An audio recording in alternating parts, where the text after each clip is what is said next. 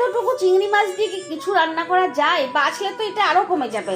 শুধু শুধু এনে বিপদ বেড়ে গেল। এত কথা যে কাকে বলবো, কেউ নেই আজকে শোনার, কারণ আমি নিজেই এনেছি, নিজেই নিজের কাছে দোষ করেছি। তাই 7-5 না ভেবে আমার চটজলদি রান্নাঘরে বানিয়ে নিলাম সবজি, ডিম আর চিংড়ি মাছ দিয়ে 5 মিশালি ভাজা। তো এটার জন্য নিয়ে নিয়েছিলাম সবুজ কলি। সবুজ কলি মানে হচ্ছে এই যে ব্রোকলিটা, তারপর ক্যাপসিকাম, পেঁয়াজ, আলু কুচি সব একসাথে ভালো করে ভেজে নিলাম। ওপর থেকে চিংড়ি মাছ, পরিমাণ মতো নুন, মিষ্টি, হলুদ আর ওই একটা মডার্ন মশলা অরিগেনো দিয়ে ভাজতে শুরু করলাম। চিংড়ি মাছ ভালো করে ভাজা হয়ে গেলে ডিম দুটো ভেঙে দিয়ে দিলাম। বেশ ভালো করে শুকনো শুকনো করে ভেজে নিলাম। চিংড়ি মাছ দিয়ে 5 মিশালি সবজি ভাজা, গন্ধ তো বেশ উঠেছে, খেতেও তো দারুণ লাগলো। আর লাগারই কথা, এটা চিংড়ি আছে, ডিম আছে, পেঁয়াজ আছে, আর কি চাই? গরম ধোঁয়া ওটা ভাত আর শীতের সবজির সাথে চিংড়ি ডিম দিয়ে ভাজা, দারুণ জমজমাটি একটা খাবার।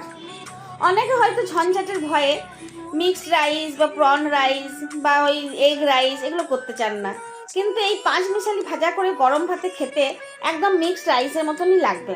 তাহলে কোনো দিন এই 5 রকম তরকারির বদলে 5 মিশালি ভাজা হয়ে যাক।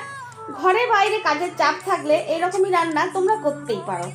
ভালো লাগলে সাবস্ক্রাইব করবে। ধন্যবাদ।